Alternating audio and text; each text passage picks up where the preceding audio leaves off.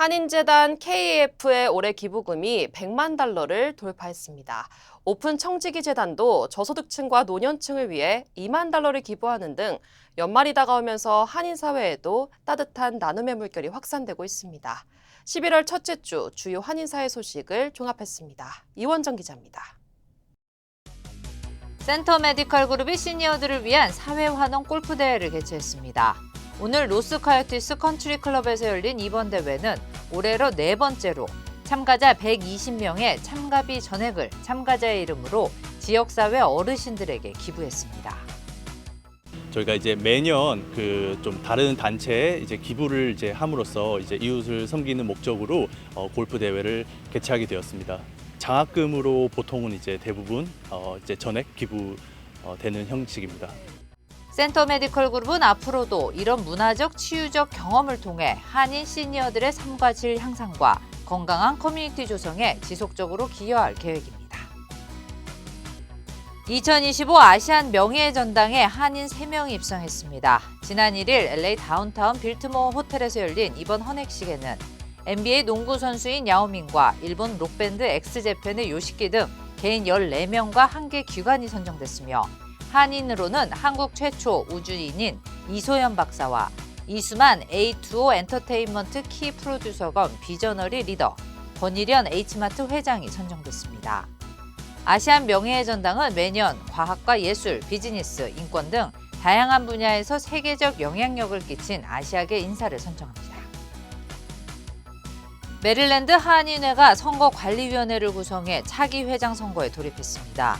위원장엔 허인욱 전 메릴랜드 한인회장과 조명옥 씨가 부위원장에 선임되고 장영란 메릴랜드 시민협회장과 신명아 메릴랜드 한국문화예술원 이사장 등 총 7명이 위원으로 구성됐습니다.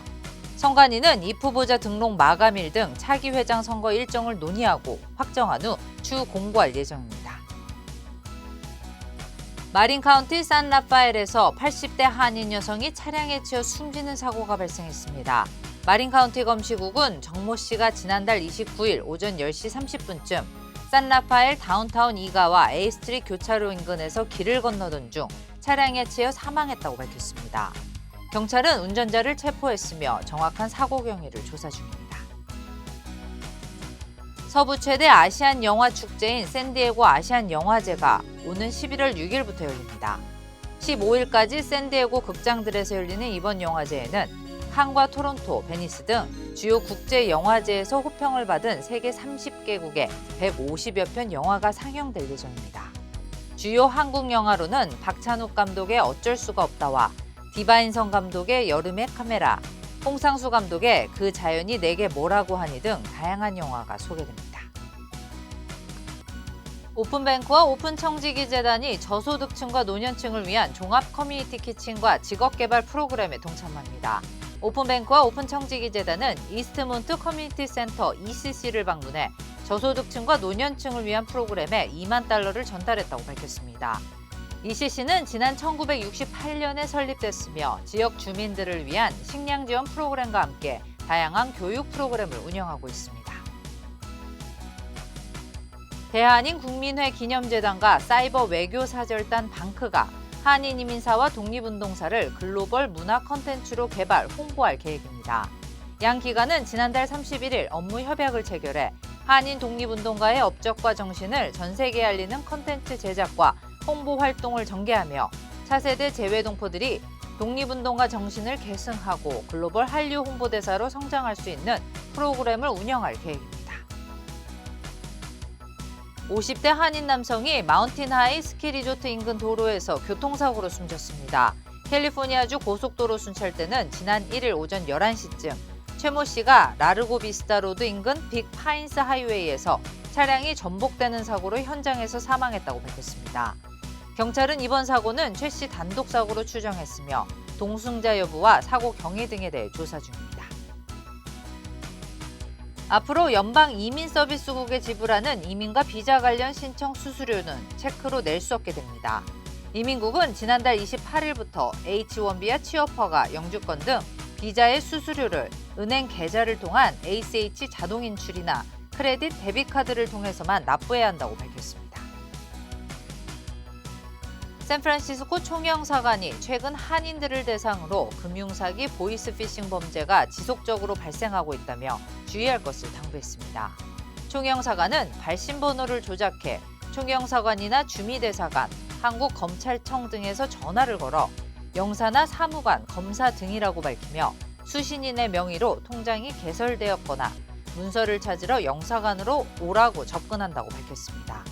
이후 당장 서류 확인을 해야 한다며 링크 접속을 유도해 앱이나 텔레그램을 설치하도록 요구한다며 이런 전화나 이메일을 받을 경우 절대로 응하지 말라고 당부했습니다. 한인 사회 발전과 복지 향상을 위해 설립된 한인재단 KAF의 올해 누적 기부금이 100만 달러를 돌파했습니다. KAF는 오늘 열린 기부금 수여식에서 한미연합회와 한인타운 시니어센터 등 23개 단체에 모두 22만 2,500달러를 전달했습니다. 1차적으로 1,000만 불이 완성이 되면 그다음에는 메인스트림으로 나가서 인다우먼트 액수를 훨씬 더 늘리겠다는 그런 목표를 갖고 있고요. 저희가 이제 2세들에게 이거를 승계할 때 저희가 탄탄한 인스티튜션을 승계할 수 있도록 하려는 게 목적입니다. KAF는 올해 10월까지 약 77만 5천 달러의 기부금을 전달했으며 1,000만 달러 규모의 기금 조성을 통해 체계적인 기부 활동을 이어갈 방침입니다. 70대 한인 여성이 미국 최대 통신사 AT&T 계열사를 상대로 차별당했다며 소송을 제기했습니다. 김모 씨는 AT&T 산하 퍼시픽벨 텔레폰 컴퍼니에서 25년 동안 근무한 뒤 지난해 말 상사의 압박으로 강제 은퇴를 당했다며 연령차별과 괴롭힘 등을 이유로 지난 2월 캘리포니아주 민권국에 피해 사실을 신고하고 9월에 오렌지 카운티 수피리어 법원에 정식 소송을 제기했다고 밝혔습니다. 아시아나항공이 내년 1월 14일 인천국제공항의 기존 제1여객터미널에서 제2여객터미널로 수속 카운터를 옮깁니다. 아시아나항공은 한국 시간 내년 1월 14일 오전 0시를 기준으로 모든 아시아나항공 운항편은 대한항공과 같은 터미널인 이 터미널에서 출발, 도착한다고 밝혔습니다. 연말연시를 맞아 식당이나 유흥업소에서 불법으로 술을 파는 행위에 대한 함정 수사가 강화되고 있어 한인업체들의 주의가 요망됩니다. 버지니아주 주류 통제국 ABC는 버지니아 애난데일과 센터빌 한인타운에서 영업을 하고 있는 식당과 노래방, 주점 같은 업소들을 대상으로 함정 수사를 펼치고 있다며 주류 판매에 대한 규제와 법을 의무적으로 준수할 것을 당부했습니다. 조지아주 한인 중심지인 덜루스의 시의원에 한인이 당선됐습니다. 조지아주 지방선거 개표 결과 세라 박 씨가 출마 선언 2개월 만에 현직 잭민 하크니시 시의원과 샤피엣 아메드 후보를 제치고 결선 투표 없이 당선을 확정했다고 밝혔습니다. 한인 첫 당선자인 박 씨는 내년 초 4년 임기를 시작합니다. 박 씨는 조지아 주립대 정치학과를 졸업하고 기네 카운티 커미셔너 보좌관과 수석 소통 비서관을 역임했습니다. 오는 17일 LA 한인회관에서 제86주년 순국 선열의 날 기념식이 열립니다. 광복해 미국 서남부 지회는 오전 11시 로즈데일 묘지에서 헌화식을 시작으로 오후 3시 한인회관에서 순국 선열 기념식을 개최한다고 밝혔습니다. 이에 앞서 15일에는 한국 독립사 뿌리교육과 독립운동가 전시회가 진행됩니다. LA 총영사관에서 제19회 세계 한인의 날 유공자 포상 전수식이 열렸습니다. 김영환 총영사는 한국 정부를 대표해 유분자 소망소사이어티 이사장에게 국민훈장 무궁화를, 김영석 3플러스 로지스틱스 그룹 회장에게 국민훈장 목련장을, 대한인 국민의 기념재단에게 대통령 표창을 수여했습니다.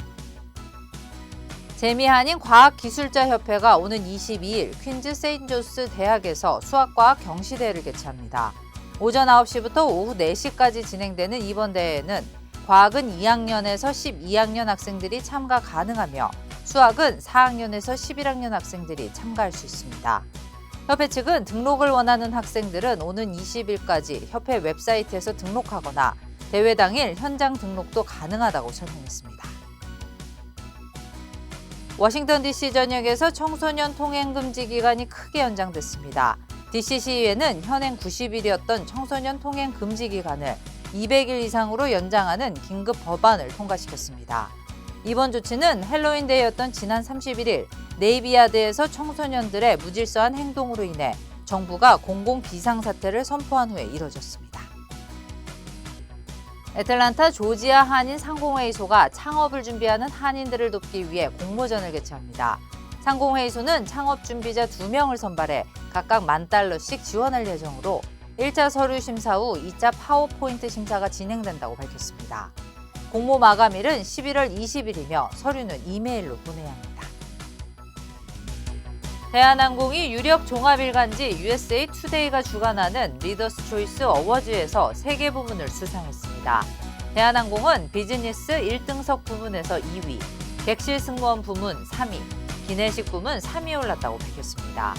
USA 투데이는 대한항공의 비즈니스 1등석 클래스의 경우 어메니티 키트와 고급 기내식으로, 객실 승무원 부문은 안정적이고 고객 친화적인 서비스를, 기내식 부문은 한국 전통 요리를 현대식으로 재해석한 점을 높이 평가했습니다. 제52회 로스앤젤레스 한인축제의 감동과 열기를 담은 특별 전시회가 열립니다. 로스앤젤레스 한인축제재단과 남가주 사진작가협회는 내일부터 12일까지 5일 동안 코리아타운 플라자 1층의 한인축제 현장에서 촬영한 생생한 장면과 감동적인 순간들을 담은 사진들을 전시한다고 밝혔습니다. 시니어를 겨냥한 대규모 피싱 사기 조직이 적발됐습니다. 연방수사국 FBI는 인도와 태국, 두바이를 거점으로 활동한 대규모 국제 피싱 사기단을 적발했으며 이 조직에는 20대 한인 이모 씨를 포함해 총 22명이 체포됐다고 밝혔습니다. 이들은 인도에 위치한 콜센터를 거점으로 60에서 80대의 시니어 500여 명을 대상으로 $4,000만 갈취했다고 설명했습니다.